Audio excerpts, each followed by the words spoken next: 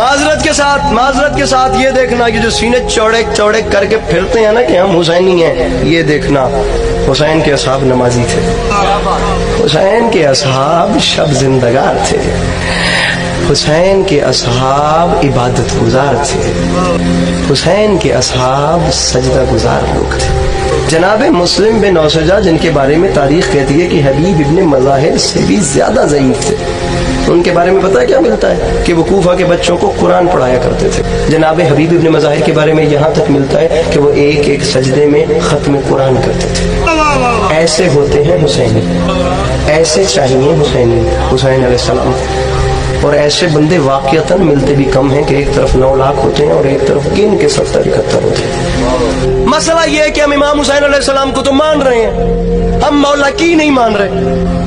کن چیزوں کو لے کر مولا نے یزید کی مخالفت کی تھی ہم وہ چیزیں بھول گئے ہیں۔ گزارش کو سمجھیے کہ امام حسین علیہ السلام کہتے کیا تھے، ان باتوں کو میں یہی تو کہہ رہا ہوں کہ ضم کر دیں خود کو کربلا میں۔ خدا کی قسم کربلا سے بڑا پلیٹ فارم آپ کو ملنا ہی نہیں ہے۔ ایک ایک عنصر، ایک ایک جگہ سے آپ کو ایسی انسانیت کی بے مثال خدا کی قسم کہانی ملے گی۔ میں ہر جگہ پہ جا کے اتحاد اور اتفاق کی باتیں اس لیے کر رہا ہوں، صاحبان ممبر کے سامنے بھی گزارش کروں گا کہ جو باہر سے آئے اس کو سینے سے لگائیے تاکہ اسے پتہ چلے کہ حسین کون تھے۔ اگر ہر دوسرے آنے والے کی دل آزاری مقصد ہوتی تو حسین ہور کو کبھی سینے سے نہ لگاتے۔ جو باہر سے آئے اس کو سینے سے لگائیے، اس کو پتہ چلے کہ ہم نے کن کو مانا ہے۔ میں تو ممبر پہ گزارش کر رہا ہوں کہ تھپڑ کے بدلے تھپڑ ہر کوئی مار لیتا ہے، کبھی کسی گالی دینے والے کو دعا دے کے بھی دیکھ لیں۔ ارے صرف 1 منٹ ہر فرش عزا پہ بیٹھنے والا صرف اتنا سوچ لینا، صرف اتنا سوچ لے یار مجھے میرے وقت کے امام دیکھ رہے ہیں، ان کی نظر ہے مجھ پہ، خدا کی قسم غیر طرف آنکھ اٹھتے ہوئے بھی خوف کھائے گی۔ کنٹرول، ہر ٹائم اپنے آپ کو یہ سوچنا ہے کہ کسی کی نظر کا پہرا ہے، میں کسی کے تابع ہوں۔ آزاد ذہن رکھنا ہے تو اس حیوان میں کیا فرق ہے جو کسی کے کھیت میں گھس کے کسی کا مال کھا لیتا ہے۔ پابند رکھ اپنے آپ کو، اپنے آپ پہ کنٹرول رکھ، اپنی آنکھوں پہ، اپنے کانوں پہ، اپنی زبان پہ، اپنے ذہن پہ۔ ذہن آزاد نہیں کرنا شیعہ سنی بھائیوں، اگر ذہن آزاد ہو گیا تو پھر اچھائی برائی ساتھ ساتھ چلتی رہے گی۔ یہی کام تو یزیدیوں کا تھا جو کہتے تھے جلدی کرو نواسے رسول کو شہید کرو، حسین کو قتل کرو تاکہ ہم ظہر کی نماز باجماعت پڑھیں۔ غلط نظریہ ہے کہ حسین صرف شیعوں کے ہیں۔ ارے حسین شیعوں کے نہیں ہیں، شیعہ حسین کے ہیں۔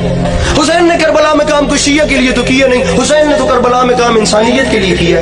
شیعہ ہو تو شیعہ رہو، یہ بندے ہاتھوں کی لاج رکھنا، سنی ہو تو سنی رہو، بس رسول کی امت ایک ہو کے حسینی بن جاؤ۔ سر آپ ان ریکوائرمنٹس کو پورا کریں جو حسینی ہونے کے لیے چاہیے۔ ارے 2 کریکٹرز آپ کے سامنے ہیں، قرآن بھی یہی کہتا ہے، حسینیت بھی یہی کہتی ہے۔ یہ دیکھنا، جہاں سے چاہو قرآن کھول کے دیکھ لو، یا نیکی یا بدی، یا اچھا یا برا، یا شکر یا کفر، تیسرا راستہ نہیں ہے۔ یہاں بھی یا حسین یا یزید، شارٹ کٹ یا آپ نے وہ کام نہیں چل سکتا۔ آپ دونوں کریکٹرز کو پڑھ لیں، حسین علیہ السلام نے کیا کیا، یزید نے کیا کیا، بات ختم ہو جائے گی۔ جہاں ہے وہاں رہ کے فیصلہ کر لیں کہ کس کے پیچھے لگے۔ مسئلہ یہ ہے، المیہ یہ ہے، ٹریجڈی یہ تھی کہ کربلا کی جنگ میں دونوں جانب مسلمان تھے، وہاں بھی مسلمان تھے، یہاں بھی مسلمان تھے، نماز وہ بھی پڑھتے تھے، نماز یہ بھی پڑھتے تھے، اتنا پیچیدہ مسئلہ تھا۔ اب دیکھنا یہ ہے کہ جو ایجنڈا سرکار رسالت امام صلی اللہ علیہ وآلہ وسلم کا تھا، اس پالیسی کے اوپر، اس نظریے کے اوپر چل کون رہا تھا، حسین یا یزید؟ یہی تو وجہ تھی، ورنہ ہاتھ پہ ہاتھ رکھنا کون سا مشکل کام تھا؟ یہ ہاتھ ہے، اس پہ ہاتھ رکھنا بیعت کون سا مشکل کام تھا؟ خدا کی قسم زمانے نے یہی تو نہیں سمجھا کہ وہ صرف بیعت نہیں تھی۔ کبھی آپ وہ پرچہ پڑھیں نا جس پہ یزید نے اسلام کی نئی شرائط لکھ کر بھیجی تھی، تو خدا کی قسم آپ کے رونگٹے کھڑے ہو جائیں۔ اب ممبر کی تہذیب گوارا ہی نہیں کرتی کہ میں وہ لفظ بولوں جو اسلام میں اس نے چینجنگز کی تھی۔ کتنا چھپا کے پڑھوں، مجھے عزت حسین کی قسم ہے، یہ جو آج پردے میں مائیں بہنیں اپنے مان سے اور اپنے سکون سے بیٹھی ہیں نا، میرا باپ میرے ساتھ آیا ہے، میرا بھائی میرے ساتھ آیا ہے، ان کا یہ جو اطمینان ہے نا، یہ حسین کا احسان ہے۔ آپ جہاں ہیں آپ وہاں رہیے، آپ صرف اتنا دیکھیے کہ حسین علیہ السلام نے کیا کیا اور یزید نے کیا کیا۔ بیعت صرف بیعت نہیں ہوتی میرے اہل سنت بھائی جو تشریف فرمائے، میں آپ کو کلیئر کرتا چلوں، یہ ہاتھ پہ ہاتھ رکھنے کا مطلب ہوتا ہے آج کے بعد یہ جو جسم ہے نا، اس جسم کی کائنات تیرے سپرد ہے۔ آپ کے ماننے میں آتا ہے سوار دوش رسول صلی اللہ علیہ وآلہ وسلم سرکار کا نواسا، سرکار کے خون کا وارث اپنا وجود کسی شرابی کے حوالے کر دے؟